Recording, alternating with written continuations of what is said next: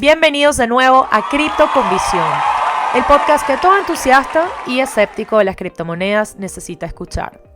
Mi nombre es Chica Web3, yo creo contenido Web3 y soy súper fiel creyente en el potencial de las criptomonedas, en especial mi gran amigo Bitcoin. Este episodio 8 es un especial de fin de año y la verdad es que lo reservé para el final por lo importante que es. Les voy a hablar del rol que ha tenido el Fondo Monetario Internacional y el Banco Mundial en la explotación de las naciones más pobres y en afincar la dependencia del dólar estadounidense globalmente. Este tema en lo personal me hizo cambiar la manera de ver el mundo completamente y de ver el sistema global al que nos hemos acostumbrado a aceptar. Y la verdad es que me hizo apreciar Bitcoin infinitamente más. Una de mis cosas favoritas de Bitcoin es que realmente nos abre los ojos a ver cómo funciona el sistema existente. Creo que mucha gente se siente cómoda con cómo funcionan las cosas y no necesariamente se preguntan cosas como por qué el dólar estadounidense es la moneda de reserva global, por qué tiene supremacía, qué son todas estas instituciones como el Fondo Monetario Internacional y el Banco Mundial, qué hacen, de verdad nos benefician. No tienen ese escepticismo que tenemos los bitcoineros. Les hablaré entonces el impacto que han tenido estas dos grandes instituciones en la historia moderna, cómo se han aprovechado de explotar a las naciones más pequeñas para subsidiar una mayor calidad de vida en el occidente. Esa es su razón. Y cómo el mecanismo que utilizan es la deuda estadounidense. Claro, la deuda en dólares nos hace más dependientes del dólar. Y bueno, obviamente les voy a hablar por qué Bitcoin es esperanza para los países en desarrollo, para los países explotados, y la verdad es que es esperanza para todos nosotros. Bitcoin nos arroja luz sobre este sistema existente. Amigos, pareciera que esto es una parte pequeña y problemática del sistema, pero les voy a decir una cosa. Esto es muchísimo más grande de lo que nos imaginamos. Y en este episodio les voy a exponer datos y cifras para que vean lo grande y lo dañinas que han sido estas instituciones en el mundo y cómo son las principales causantes de la desigualdad económica y social. Comencemos con este episodio. No sé si les ha pasado, pero la percepción que tenemos del progreso y del éxito de las naciones occidentales, como lo hemos reflejado de repente cuando, no sé, vemos en la televisión o cuando viajamos a una ciudad como Londres, Nueva York, Tokio, a menudo le atribuimos esto a los valores que tienen como, sí, libertad de expresión, la democracia, los derechos de propiedad. Y todo esto es muy cierto. La fortaleza de instituciones también es muy importante para las democracias y los países avanzados. Sin embargo, hay otra cara a la moneda que rara vez reconocemos y es la explotación de países en desarrollo. Bueno, creo que ahí están las personas que hablan maravillas de los países desarrollados o las personas que hablan de la explotación que tienen los países desarrollados y los países pequeños. Pero obviamente están las dos monedas, las dos caras de la moneda, ¿no? Pero hay que saber que las naciones pequeñas han sido sistemáticamente despojadas de recursos y sumidas en deudas insostenibles, y este proceso es facilitado en gran medida por estas instituciones como el Fondo Monetario Internacional y el Banco Mundial. Y esta explotación ha sido un componente esencial para el desarrollo y la prosperidad de estos países en el occidente. Y es una realidad incomodísima de aceptar y la ignoramos, pero en este episodio se las voy a exponer para que vean que el poder corrompe y que el sistema está roto. Creo que la gente, al menos en la comunidad de Bitcoin, tiene la idea de que el Banco Mundial y el Fondo Monetario Internacional no traman nada bueno, ¿no? Como buenos escépticos y criticadores del sistema, los bitcoineros tenemos idea de que algo ahí no huele muy bien. Sin embargo, la mayoría de la gente no sabe realmente nada sobre el Fondo Monetario Internacional y dicen, bueno, debe ser algo así como la ONU, ¿no? O tal vez lo asignan como algo neutral, ni les va ni les viene. Mucha gente también tiene pensamientos positivos sobre el Banco Mundial y dicen, no, pero eso debe ser algo que combate la pobreza, ¿no? Obviamente, le hacen préstamos a países cuando están en situaciones, en aprietos. Y además, creo que el eslogan de el Banco Mundial es como End Poverty, erradicar la pobreza, acabar con la pobreza. Entonces, en este sentido, creo que muchas personas pueden tener una idea positiva de estos organismos, otros neutral, y los bitcoineros somos bastante escépticos. Yo creo que en este caso los bitcoineros tenemos bastante razón. La verdad es que este episodio decidí hacerlo de esta manera es porque no hay nada que me cambió más este año que una charla, una plática, una ponencia que vi en la conferencia de Bitcoin 2023 en Miami, en donde Alex Kleinstein, que es el director de estrategia del Human Rights Foundation, de la Fundación de Derechos Humanos, hizo una ponencia en donde ofreció una visión súper crítica de estas dos poderosas instituciones multinacionales.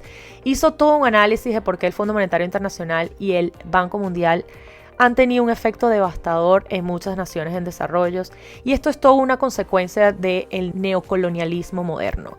Él tiene un libro que se los recomiendo muchísimo. Obviamente en todo el episodio de hoy les voy a comentar cosas que él dice, argumentos, voy a decir muchas cifras que están en su libro, pero léanse este libro que se llama Represión Oculta, cómo el Fondo Monetario Internacional y el Banco Mundial ven de la explotación como desarrollo. En general lo que él expone es que el fenómeno implica extraer recursos de los países pequeños para beneficiar a los países más grandes. Les voy a exponer unos ejemplos, sobre todo el caso de Bangladesh, y utilizan la deuda como principal herramienta. Esta dinámica resulta en una imposición de regímenes dictatoriales, corrupción generalizada, degradación ambiental y la potencial destrucción de millones de vidas. En esencia, lo que estas instituciones han logrado es subsidiar un nivel de vida más alto en el occidente a costa de los países más pobres. Porque todo siempre es más barato, más bonito, viene de todas partes del mundo. Todo lo que vemos en los países desarrollados, eso viene de alguna otra parte. Y esa explotación es algo de la que no hablamos. Pensamos que, bueno, obviamente ellos son desarrollados, tienen el poder de importar y de extraer. No. Esto se llama explotación.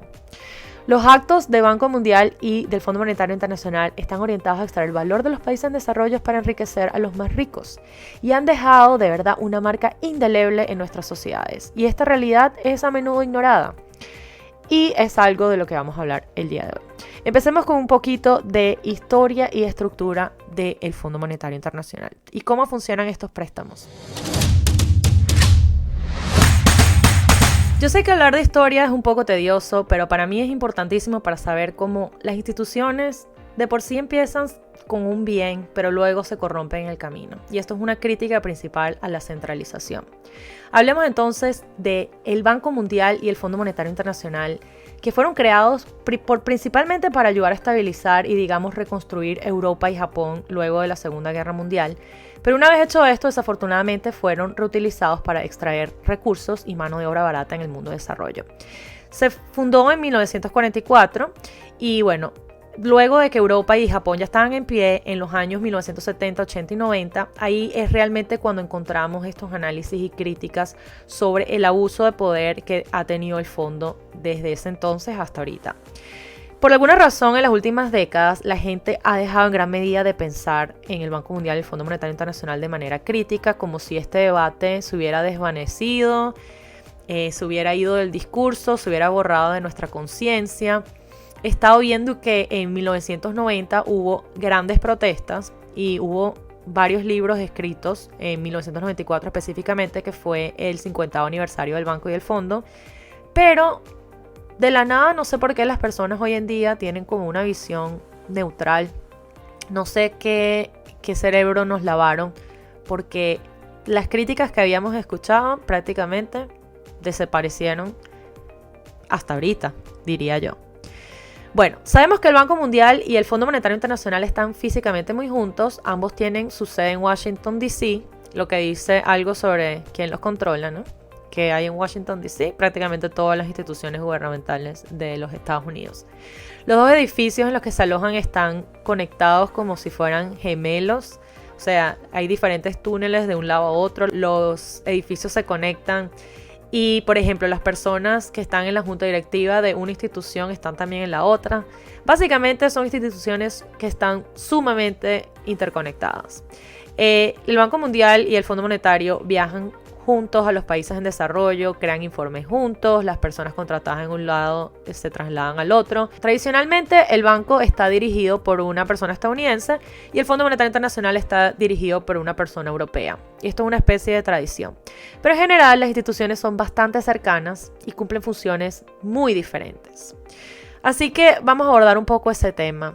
Se suponía que el Fondo Monetario Internacional iba a abordar preocupaciones sobre la balanza de pagos. Por ejemplo, cuando un país comenzaba a tener básicamente una crisis de exportaciones, que es cuando las importaciones comienzan a ser mucho más altas que las exportaciones y no pueden pagar sus deudas, sus facturas, y no pueden importar cosas. Entonces el Fondo Monetario Internacional existía como una institución para ayudar a abordar ese problema.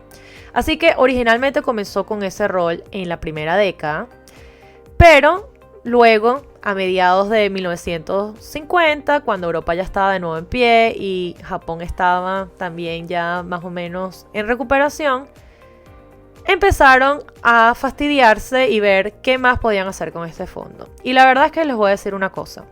Una de las teorías es que luego de la Gran Depresión de 1930, Occidente y los países imperialistas perdieron una enorme corriente de ingresos que obtenían a través del colonialismo, ¿no? Ellos invadían territorios y los explotaban tal cual a la fuerza, a la violencia, con las armas. Y bueno, luego de la Primera Guerra Mundial esto disminuyó en gran medida. Sabemos que la Primera Guerra Mundial fue todo sobre el imperialismo.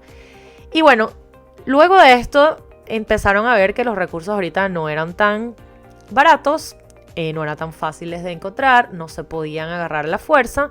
Entonces yo creo que, bueno, esto es una teoría, no tan teoría, sino muy demostrable, es que este colonialismo que existía fue reemplazado por el neocolonialismo de vamos a ver cómo utilizamos instituciones como el Fondo Monetario Internacional y el Banco Mundial para explotar a las naciones y volver a obtener ese tipo de recursos de una manera que no sea tan violenta, pero la podemos llamar ayuda. Hay que estar muy claros que el eslogan es demasiado mentiroso. ¿Cómo vas a decir que el Banco Mundial y el Fondo Monetario Internacional están para erradicar la pobreza si lo que hacen ellos es prestar dinero?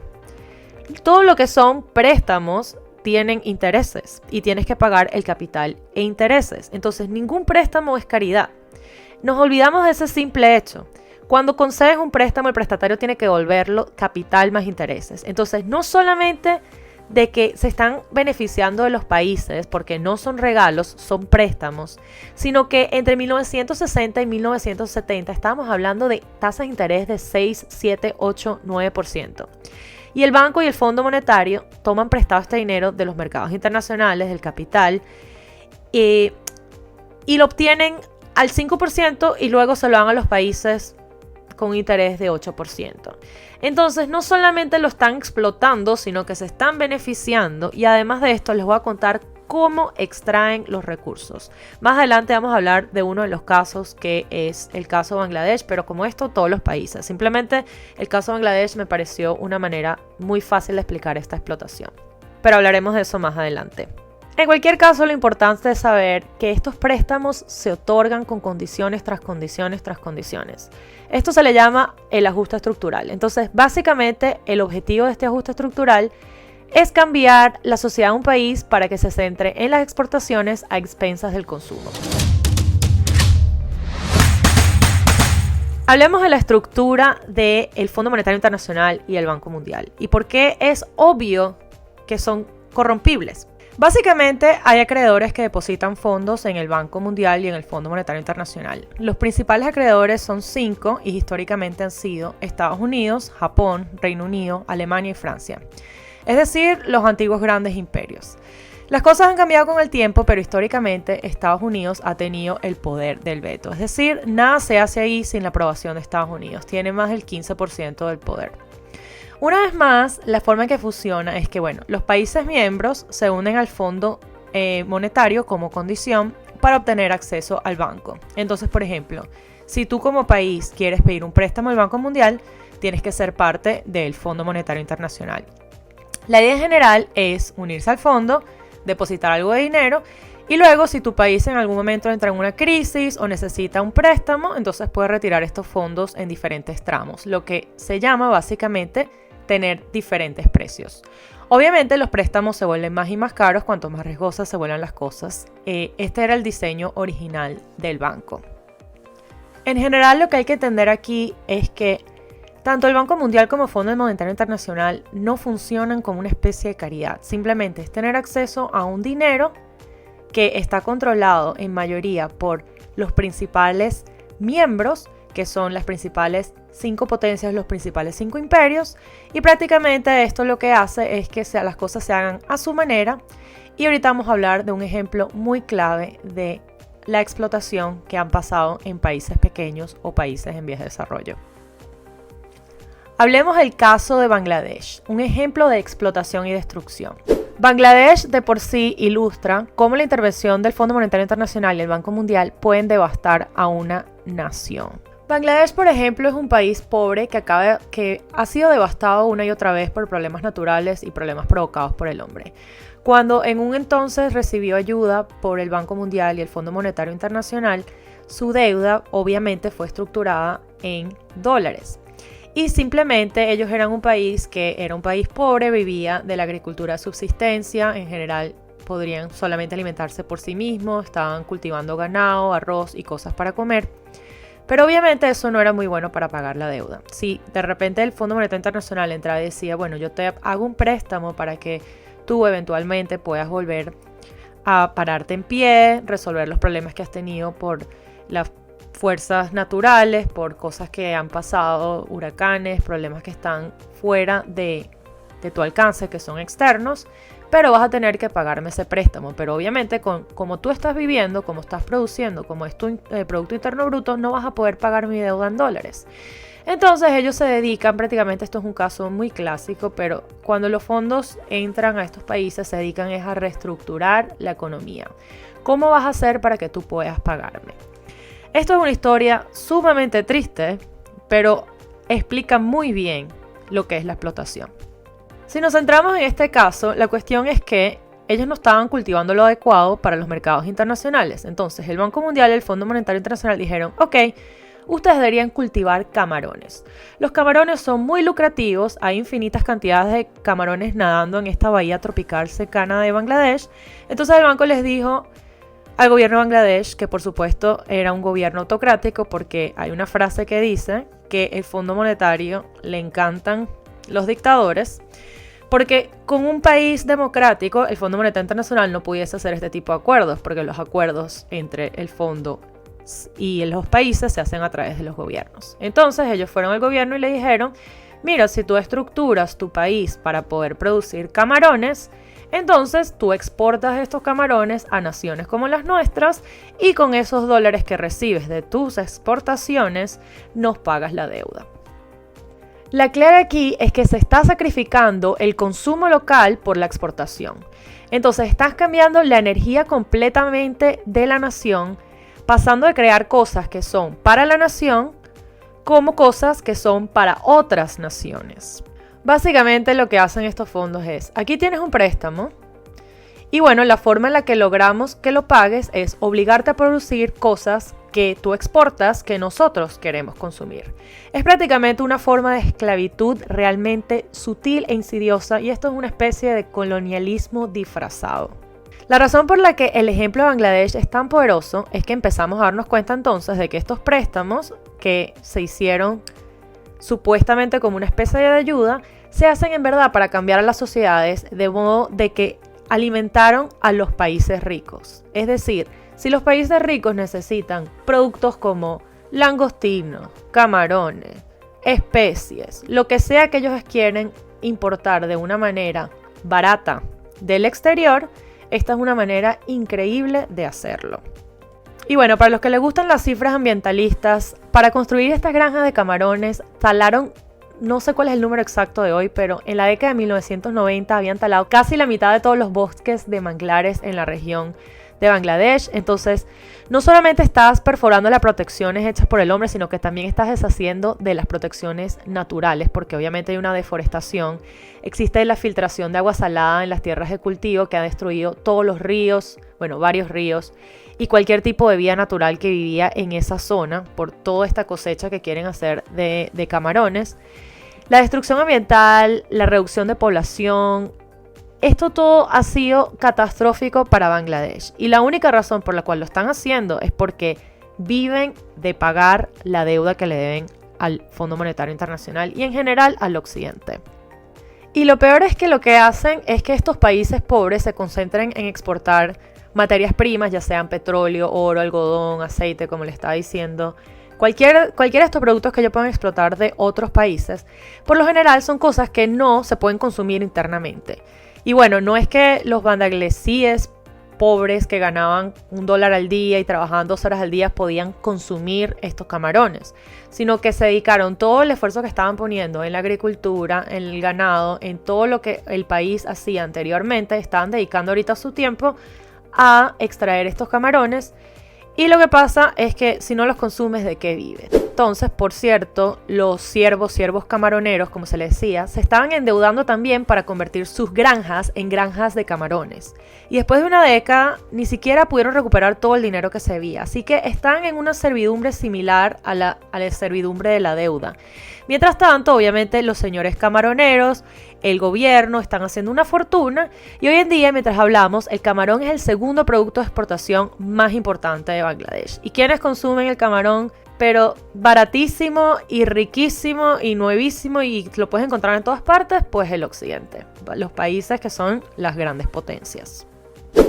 La conclusión aquí es que los préstamos se hacen en dólares estadounidenses a países pequeños en donde sus monedas no compiten con el dólar estadounidense. Entonces, la única forma de pagar por estos préstamos es exportando productos para obtener divisas, en este caso la misma divisa al préstamo, es decir, el dólar estadounidense, para pagar tu deuda. Lo que ha pasado es que estos préstamos se siguen reestructurando y es una especie de esquema Ponzi, porque los países de por sí no han podido pagar sus deudas porque las tasas de intereses son muy altas, sus monedas se devalúan en comparación al dólar estadounidense y de por sí el dólar estadounidense sabemos que no es una moneda tampoco muy estable que digamos, no en los últimos años. Entonces esto es un esquema imposible y la forma en la que están reestructuradas estos préstamos no es una forma ni siquiera cercana a una especie de caridad. Son tasas de interés súper altas, son préstamos que son impagables y sí son un esquema Ponzi. Y como este ejemplo hay muchos. Tenemos Indonesia, está Argentina, están prácticamente los países en donde la deuda se ha reestructurado. Creo que en Indonesia se ha estructurado hasta 17 veces. Podemos ver que esto de por sí no es un sistema sostenible y lo que están haciendo estas organizaciones es explotando a expensas de la gran deuda que tenemos. Y obviamente para nosotros ver el dólar estadounidense y decir que es una moneda estable y lo vemos como la solución a todos nuestros problemas. Y tal vez incluso cuando se habla de Bitcoin como una solución, las personas dirían, pero ¿cómo Bitcoin va a reemplazar al dólar estadounidense si nosotros... el dólar estadounidense es apreciado por todas partes? Bueno, es prácticamente una droga, señoras y señores. Es una droga que seguimos consumiendo y como dependemos de ella, la seguimos queriendo y queremos seguir obteniéndola y le vendemos el alma al diablo para seguir teniéndola. Y al final es un círculo vicioso de nunca acabar. Y hay que saber cómo romper con este paradigma. Y esto es Bitcoin. Hay 3 puntos importantes que quiero tocar aquí. Primero, estos son préstamos, lo sigo repitiendo. Préstamos no son caridad. Estos préstamos son dados a largo plazo y las tasas de interés son muy altas. Además de los préstamos con tasas de interés sumamente altas y estrategias de reestructuración, también tenemos que existe esa explotación de querer ajustar la economía de los países para poder satisfacerla en exportaciones que van a beneficiar al occidente. Entonces es una explotación de recursos y al mismo tiempo es obtener acceso a la deuda. En un año, más recientemente, los países en desarrollo recibieron 1.3 billones de dólares. Esto incluía inversión, esa entre comillas ayuda y los ingresos que obtuvieron todo por el Banco Mundial en sintonía con el Fondo Monetario Internacional. De esos 1.3 billones de dólares que recibieron los países en desarrollo, el Fondo Monetario y el Banco Mundial recibieron 3.3 billones de dólares. Es decir, por 1.3 ellos reciben de esos países 3.3. ¡Qué negocio! Es decir, estas ayudas no son ayudas. Esto es un negocio para estas instituciones / el occidente.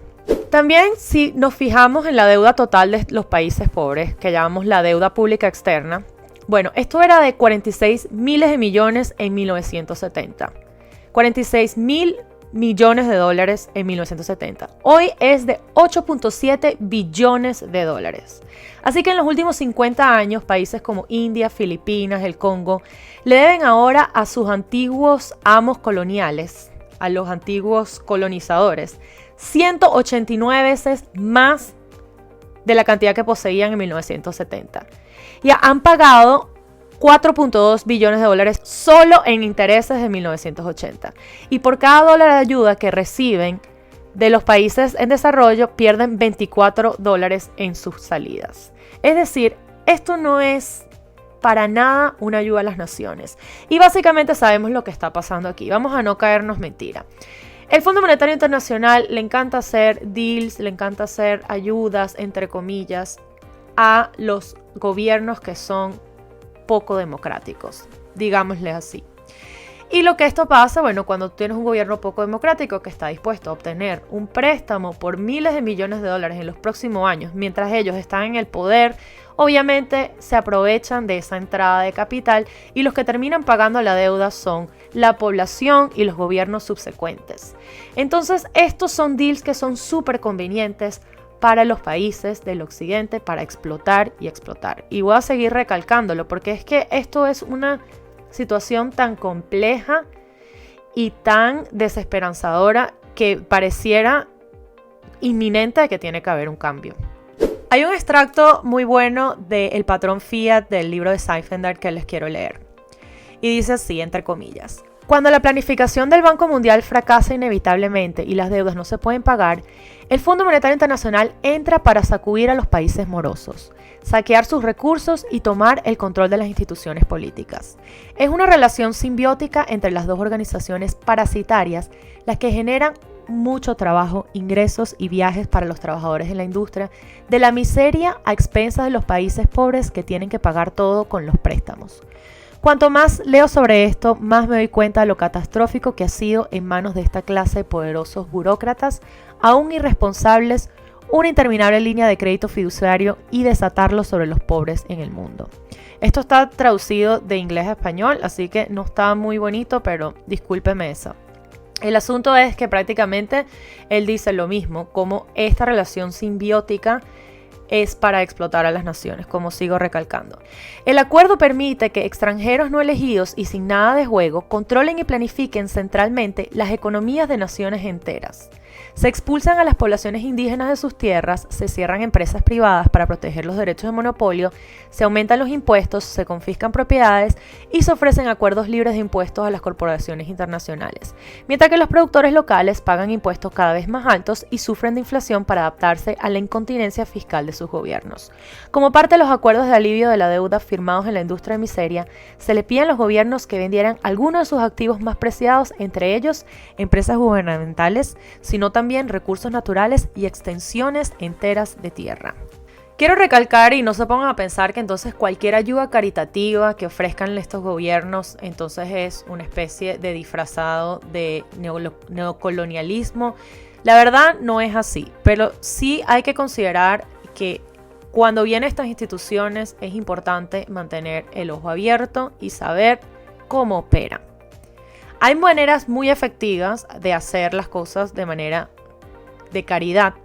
Estados Unidos, Francia, Reino Unido son países que ofrecen mucho dinero en caridad, pero no lo hacen de esta forma a través de estas instituciones. Y hay que saber la entrada de capital que a ellos les entra, para ser redundante, con lo que es el Banco Mundial y el Fondo Monetario Internacional. Uno se pone a pensar qué tanta caridad de verdad es la que le ofrecen a los países. También en los últimos años, por las críticas que han habido en el Fondo Monetario Internacional, se han ofrecido a países una especie de alivio de deuda, lo que a menudo significa que los préstamos que obtienen no tienen intereses y bueno, pueden ser reembolsados en un periodo de tiempo realmente largo, pero eso solo aumenta la pila de deuda y no todos los préstamos se obtienen de esta manera. Entonces, el hecho de que no tengas que pagar intereses no quiere decir que no estés de nuevo explotando a los países, cambiando su sistema interno, cambiando lo que producen, lo que no producen y cómo operan, a punta de beneficiarse externamente. Entonces, cuando escuchen de que, bueno, el Fondo Monetario Internacional o el Banco Mundial ahorita le están perdonando la deuda, no tienes que pagar intereses, tampoco se dejen llevar, porque eso no significa que la explotación no está ocurriendo. De nuevo, todo lo que hay que ver para comprender el fracaso del banco y del fondo es el hecho de que la deuda de los países pobres ha aumentado exponencialmente más de lo que solía ser. Así que recuerden de nuevo, hace 50, 60 años estos países eran pobres, es verdad, pero eran pobres, pero no eran esclavos de la deuda. No le debían dinero a todos estos países y no vivían prácticamente con una necesidad de acumular el dólar estadounidense. Y por eso es tan difícil cambiar el punto de vista de las personas ahora cuando tú le hablas de que el dólar estadounidense es una shitcoin en comparación a Bitcoin, que es escaso, que no está controlado por una institución, que está accesible para todos, que no necesitas venderle tu alma al diablo para tener acceso a divisa extranjera, que no está controlado por los estados. Todos esos argumentos son muy difíciles de comprender cuando las personas están prácticamente adictas al dólar estadounidense. Y una de las razones por las cuales el Fondo Monetario y el banco han podido funcionar tan bien, especialmente desde 1971, que es cuando se acabó el patrón oro, es que está impulsado por el sistema fiduciario, el sistema FIA que tanto criticamos. Así que bueno, todos los depósitos que fluyen hacia el banco y el fondo que les permiten ofrecer estos préstamos se generan especialmente de la nada, ¿no? O sea, genérame dinero ahí, que necesitamos darle un préstamo así de grande a estos países. Pues imprimamos más dinero. ¿Qué les importa a ello? Quiero hablarle un poco de un concepto que se llaman los elefantes blancos, que son estos enormes proyectos que los países hacen que claramente no tienen ningún beneficio a la población local. Y la única razón que se hacen es porque son más fáciles de manejar por los administradores de los préstamos. Por ejemplo, si yo pienso, ay Dios mío, tengo que donar $1.000 millones a África subsahariana, ¿es más fácil hacer 1.000 proyectos pequeños o una represa gigante? Bueno, obviamente una represa gigante. Tú no puedes andar poniendo a administrar 1.000 proyectos pequeños que van a ser beneficiosos para distintas partes del continente. Tú dices, no, vamos a construir una vaina grandísima, vamos a poner todos los recursos aquí. Entonces, todos los proyectos que se hacen son para facilitar esta creación de deuda, para manejar el proyecto de una manera que va a satisfacer a otras naciones, y se piensan específicamente qué es lo que necesitan exportar o cuál es la manera más fácil de manejar esto.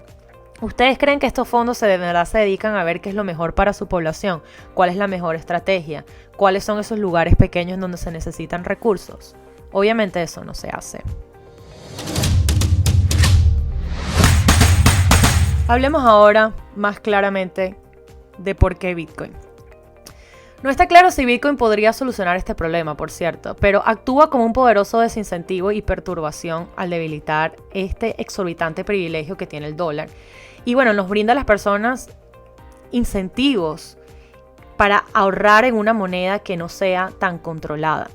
Nuestro papel dentro de Bitcoin es discutir esta historia y ayudarnos a liberar a quienes seguimos sujetos a estas limitaciones de creer de que el dólar estadounidense nos va a salvar de todo. Bitcoin definitivamente representa una ruptura potencial con este sistema financiero tradicional que está dominado por el Fondo Monetario Internacional y el Banco Mundial, y espero que después de escucharme hablar de esta manera entiendan que es muchísimo más importante de lo que pensamos. Como les decía, en 1944, cuando se creó todo el sistema financiero luego de la Segunda Guerra Mundial, el Fondo Monetario y el Banco Mundial eran pilares, y la verdad es que yo nunca lo había entendido de esa manera. Sí entendía de que ayudaban a las naciones, entre comillas, y que había muchas críticas al respecto de cuáles eran sus intenciones, pero nunca lo había visto como un neocolonialismo, y espero que eso haya quedado muy claro en este episodio, porque es sumamente importante para entender por qué el sistema está tan quebrado y por qué es una necesidad dejar esa dependencia que tenemos al dólar estadounidense, que prácticamente es como una heroína. O sea, es como una droga, es cocaína, necesito más para poder pagar, pero no puedo pagar si no tengo más. Entonces estás en el círculo vicioso de querer obtener más y más divisa extranjera, más y más dólares. Solamente la existencia del estándar de Bitcoin por ahora es una herramienta para que la gente pueda escapar de la política del banco y del fondo de alguna manera. En términos generales, si no tuviésemos Bitcoin, estaríamos completamente a la merced de que la moneda local colapse por la política del Fondo Monetario y del banco. Y bueno, por lo menos Bitcoin nos da ese escape para pedir prestado a los mercados internacionales, porque una vez más, la única forma de pedir prestado a mercados internacionales es a través del fiat. Entonces, si tenemos un mundo en donde ya no estamos en el estándar fiduciario y estamos en el estándar Bitcoin, entonces las operaciones general de estos bancos, del Banco Mundial, del Fondo Monetario, se volverían imposibles.